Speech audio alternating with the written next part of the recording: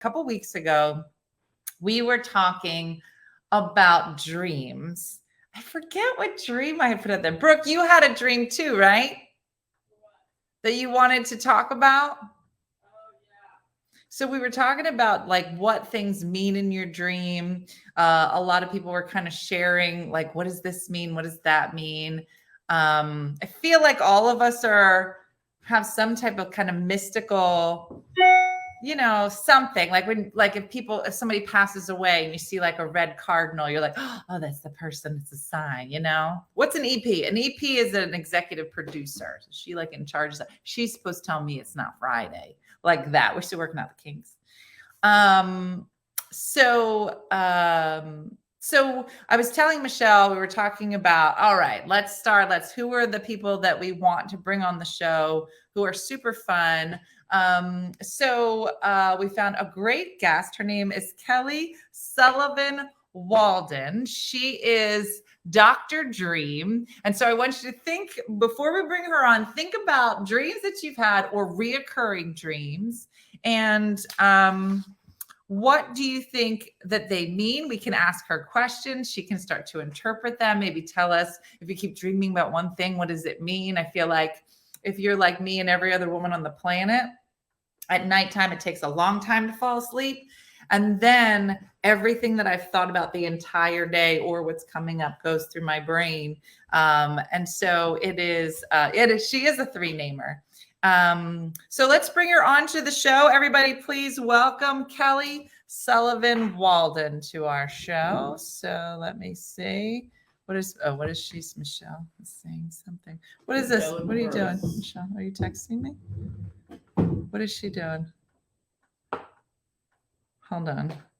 Michelle and I don't have a great system for discussing things yet, so I don't know what she's holding her phone up for. We're just going to add her. Here we go. All right, here we go. There she is. How are you? I'm good. So good to be with you, Dena. I love your look at your room. Your room is even She's in a dream. I am. I'm on the West Coast, so it's early for me. So I am not responsible for any words that come out of my mouth right now because I'm technically still dreaming. Oh my gosh! It is Friday. Somewhere it's Friday. Yeah, maybe Europe somewhere it's already Friday or totally Friday. So thank you so much for getting up so early. I so appreciate it. Pleasure. You are our first official guest besides my mom on the morning show. So I'm so honored. And shout out to Michelle. I love Michelle. Yeah. And shout out to your mom too. Love her. Thank you. So tell us a little bit about yourself. I know you have a new book coming out. You have like 7 books total and you've done tons of work in this space. Tell everybody a little bit about yourself. Oh my Lord. Well, I'm known as Dr. Dream. I got into dreams because I was one of 5 girls, and my sister closest to me in age, we're very psychically connected. And we used to have a lot of tandem dreaming, meaning my mom would walk in our bedroom in the middle of the night and say, "Girls, go to sleep." And we were asleep, but we were talking in our sleep to each other and in the same dreams. And that happened often enough that we both became really obsessed with dreams and still are. And we have a lot of interesting connection, like psychically with each other. And then when I became a certified clinical hypnotherapist about 30 years ago, I started working with clients and their dreams and their subconscious minds. And I started to notice the really strange coincidences that would happen when somebody would share a dream with me in a session. Things would just radically shift and move. It's kind of like dreams bring us to the scene of the crime, and it also reveals the solution. It's such an elegant package. I started writing books about it, and I just get more and more obsessed. My latest book is called A Crisis is a Terrible Thing to Waste. And it's not the most obviously dream-centric book I've written. It's more, there are dreams in that book. It's more kind of focused on nightmares and how to work with those and transform them into rightmares. Do people often have like reoccurring nightmares, like the same nightmare? Oh yeah. Yeah. I mean, any dream that's recurring just from my perspective, it equals importance. It's like the cosmic highlighter pen saying, pay attention, there's something that needs to be shifted.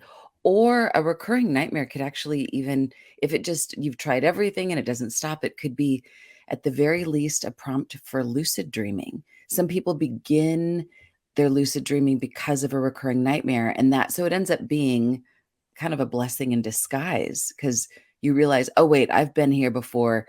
I've been chased by this same guy. I mean, in fact, one person I know had a gunman come to his kitchen window. You guys are in the kitchen, so oh, okay, this is a little scary.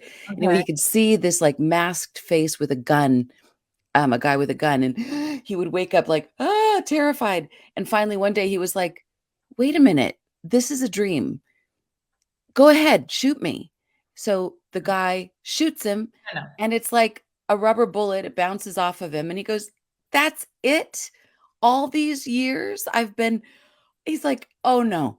And then all of a sudden he started flying in the dream, and that was how he began being a lucid dreamer. So we don't want to So when waste you even say the nightmares. lucid dreaming, it means that I am aware. I've been here before. I know this isn't real. I know I'm in a dream. It's like that realization is lucid dreaming. Well, technically, lucid dreaming is, yes, like that, but it's the technical definition is that you become aware that you're dreaming when you're dreaming.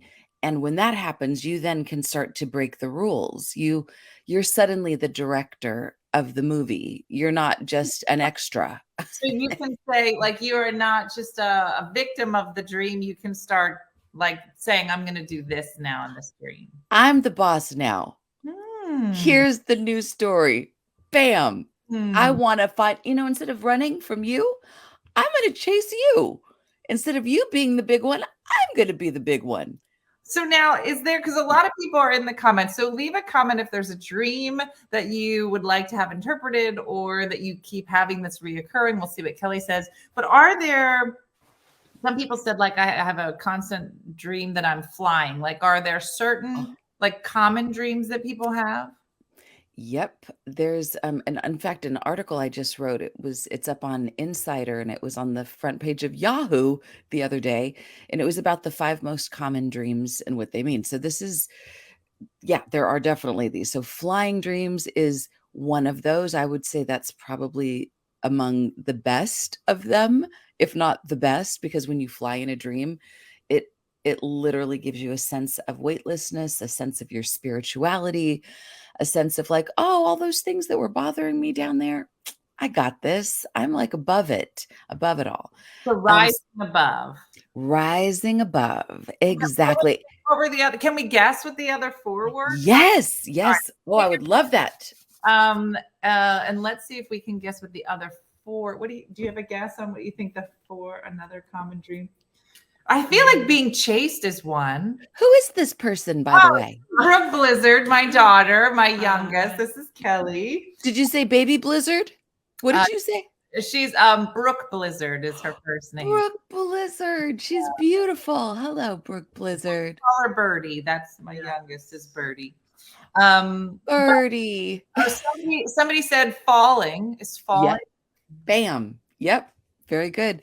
Falling. And should I say a little bit about what it tends to mean? Well, first of all, my disclaimer is that everybody's the best interpreter of their own dream if they choose to take the time to interpret them. Most people just go, oh, that's weird, and then they forget about it. So anything I say, just let it be a suggestion and let it stimulate your own awareness. Exactly. I'm not in the business of taking people's power from them.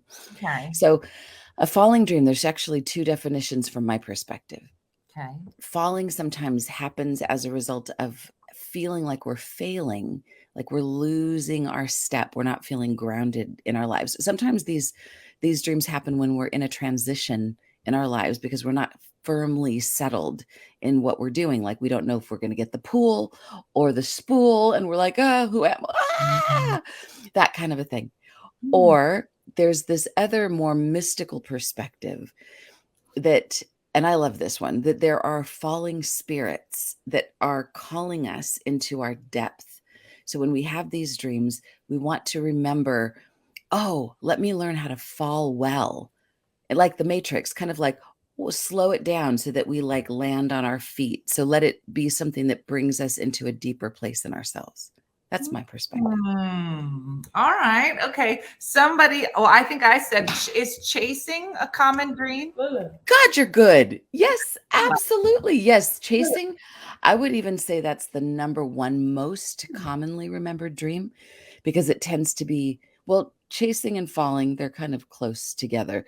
But being chased is often about, we're kind of trying to outrun some situation. Like we know that when the bleep hits the fan, we either go into fight or flight or freeze or fawning or whatever other F word we do to cope with whatever. A lot of F words. Right. No cussing here because Birdie's here. I'm trying to be politically correct. The one that says them. What do you know? Birdie drops the F-bombs. What kind of family is this? I thought this was a family show. No, it's not.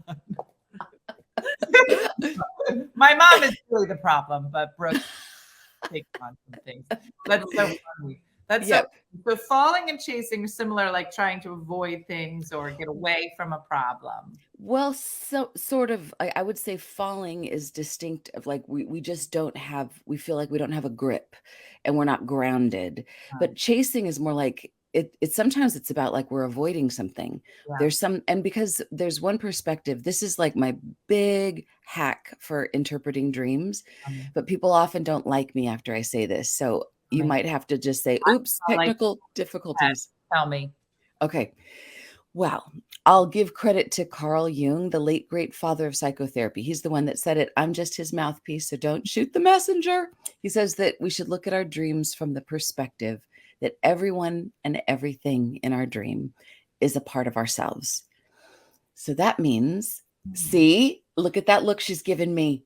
She doesn't like me now. Well, you think of all the dreams that I've had. I'm like, well, what does that mean? Well, think about like the person chasing us might be a part of ourselves that we deemed like unattractive, or like it might be the part of us that's jealous or that's needy or that's clingy or that's really angry.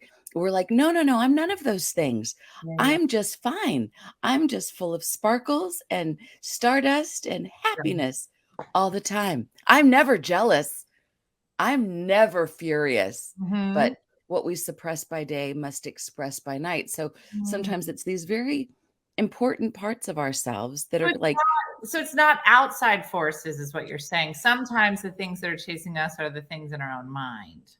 I think more often than not, that's the case. Now, there are exceptions to those rules, but from a quantum physics perspective, there is no outside ourselves. Everything we're seeing is a hologram. Very interesting. All right. So a couple people have said in here earlier in the chat, I wouldn't have thought of it, but a lot of people said that they have a reoccurring dream where their teeth are falling out. Yeah. You got it. Is that another 5? That's another one. You're like nailing it. It's because these are common things that we deal with. So anything related to the mouth is about communication, and we all have to communicate in our lives. We can't, even the most introverted among us has to figure out what words to say. So I think when teeth are falling out or crumbling in the mouth, it's kind of like that, like loose teeth, like loose lips sink ships. Like our words, it's like the subconscious mind is telling us, watch your words. You've been talking smack about yourself or about someone else. You said you had that dream? Yeah. Loose lips sink ships. Do you know what that term means? You gotta watch what you say. Like, because why? It can be not good. So like if you have loose lips and you're talking about like you're on a ship with your crew and like you have a plan and then you start telling everybody your plan and then they attack your ship and they sink it. So like don't tell everybody what's going on. You want to keep certain things, I had the beginning of college. Yeah. What happened in college? No, I had that dream like the beginning of college. What, the teeth one? Yeah. Oh, interesting. Okay, so teeth falling out can also, I think because teeth are such a primal part of us. It's what we eat with. It's also like if we don't like somebody, we go, "Arr," like we kind of bare our teeth. Yeah, yeah. And if we were back in caveman, cavewoman days, our teeth would be essential. Like if we didn't have teeth back in caveman days, we couldn't just go get veneers or something. We'd be like toothless. We'd be like even the phrase toothless means like powerless. So Mm, sometimes I think we have these dreams when we're having a bout of feeling out of our depth, feeling powerless. mm. Yeah. Did you have another dream you wanted to ask, Kelly? Or, Yeah. hold on. There's one left though. Hold on thought. So we did falling, flying, chasing, teeth falling out. What's number 5? Does anybody want to guess? What about Birdie? I'll give you a clue. She, in the last thing that Birdie just was talking about, she kind of mentioned it in what she was talking about. It's You said you went to college. college. What is college? School. Yes. Oh, Exactly. That's Oh. it. Isn't there one that's like you're like naked or something? I would say if we're going to do past 5, naked would definitely show up in the top 10 for sure. But I would say, well, at least, I mean, this is the top 5. This isn't science. This is just my experience. So it's Friday. You know, I can say whatever. It's Friday, everybody. But a lot of people dream about being at school, being back at school, forgetting their locker combination, forgetting that there was a test, forgetting that they'd never taken a class that they were supposed to, and now they can't graduate. And often these dreams come up during times in our later life when we're being tested, when we're being evaluated, or we feel like we're about to present something and we're going to get judged. So I think these dreams aren't just there to torture us. They're there to tell us to get prepared. If there's oh, that was loud. Is that me? Oh no, that's me. Okay. Oh my I could hear that. You're the first guest, so we're learning. So yeah, that's school dreams. But naked dreams, those are some interesting ones. What do you think they mean, Birdie? If you dream you're naked, what do you think that's about? Probably that you're like vulnerable. I don't know. Exactly. I mean, being naked, it could be like, oh my God, I'm not fitting in because I'm not wearing the right thing, or I'm exposed, or maybe I said too much. Sometimes we have these vulnerability hangovers where we maybe share something with people and then later go, oh my God, I can't believe I said that. And now like my secret's out, and maybe I shared it not with the right people. And then we just feel naked. But I think the goal as we evolve is to have naked dreams and we're like proud. Like, yeah. I don't know that I'm going to be proud of my naked dream anytime soon. I think it's the goal. I have a long way to go too. Yeah, that's so funny. So there were so many questions I want to ask you, but I know we don't have much time. So are there dreams that people might have that might be concerning? Like, are there certain dreams that are like, if you're having this dream, maybe Get some. I'm just get something. Right. Well, I'd say there's always the perspective that you should do some kind of reality check. I have a jet set dream interpretation formula. Each letter is a way to break down the dream, and the last letter is the T for take it to the streets. That means look at your dream from the perspective of, is this dream trying to help me? Do I need to go to the doctor? Like in my Chicken Soup for the Soul Dreams and Premonitions book, there's a woman that had a dream that there was some alien coming out of her leg in this particular spot on her right thigh. And she's like, there's nothing on my thigh. Like in waking reality, everything's fine. But she went and had the doctor do a deeper look, and it was like pre-cancer under there. So sometimes we'll have like weird things that show up. And when in doubt, it doesn't hurt to go get a checkup. Doesn't hurt. Now there are a lot of people. So our comments have been filled with people saying, what about this dream? What about this dream? But there's a ton of people on here saying, what does it mean when you either don't dream or you don't remember? Like there's a lot of people here like, I don't remember any of my dreams. Is that common? Yeah.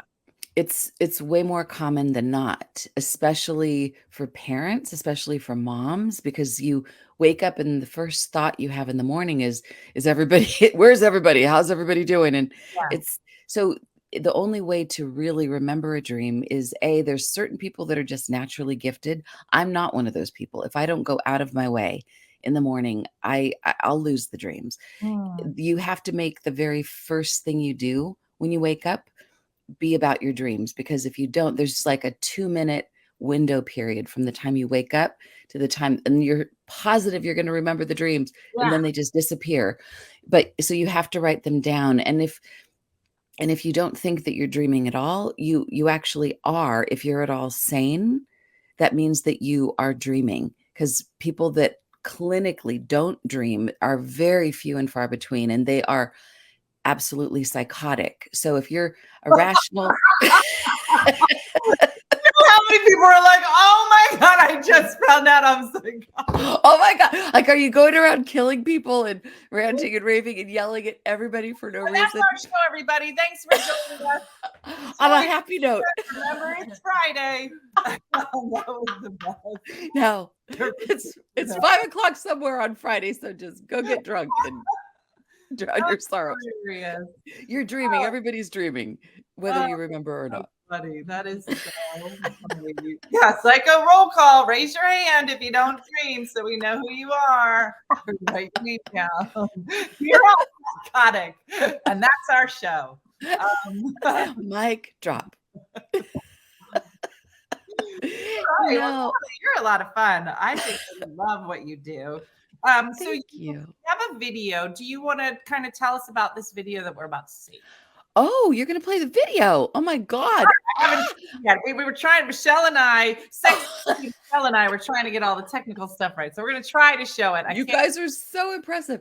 I have a trip coming up to Costa Rica in a few weeks, and there's a few spaces left, and they're offering it for the most, like, this isn't hype, but it is like super cheap. It's normally a lot more expensive, and I've been able to get these last few rooms for next to nothing, like half price. So all right, so this gorgeous. Is about that trip.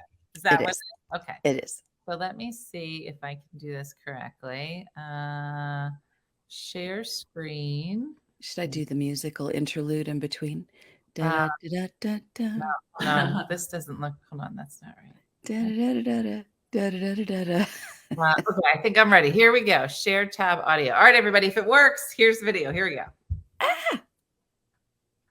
Nice face. Here we go. Oh, so wait, here we go. That created it. In other words, you got to access the part of you, part of your consciousness that is above and beyond the level of the thing that you're grappling with. And one of the best ways to do that is to travel beyond your comfort zone, to go somewhere foreign, to go to a totally different environment and get out of the ordinary rut that you may find yourself in, which we all do. So on June 6th through 11th, you may have heard me talk about this, I am taking a group of people, myself included, to Costa Rica, to a retreat center called Imaloa. Everything there is lush and nurturing. The food, the people, it's so amazing. We're going to do deep dream work. We're going to do work on how to transform your tragic into magic. And there's going to be a lot of space for grace, magic, and miracles. The most amazing people are coming. So I hope you'll join me. If you're feeling like being spontaneous and loving yourself, then come with me. Just forget about the spool. Well, the spool. Exciting. That's so fun. We're doing the same thing essentially today in San Antonio, but not as much dreaming, more rodeo and maybe bourbon, but basically the same thing. I love it. That sounds like a blast. Yeah. Rodeo, bourbon, and you? Planking competition, but like in the middle of the Riverwalk. And all the people there don't dream. And they're all psychos. Yeah. So it's going to be an amazing, amazing trip. Have an awesome time. I want to go. Somebody said, oh my gosh, my husband needs that retreat so badly. Well, Lindsay, have your husband check out Kelly's website. So Kelly, you are Kelly Sullivan Sel- Walden. That's correct. .com, right? That's your Yeah. website. Exactly. And if that's too hard to spell, people can go to IHadTheStrangestDream.com. Okay. All right. Yeah. Well, this is so great, Kelly. Thank you so much. I feel like I could listen to you every day and pick your brain. Like, do all your girlfriends just get around you and like, oh, let's go for coffee, but really they just want to tell you about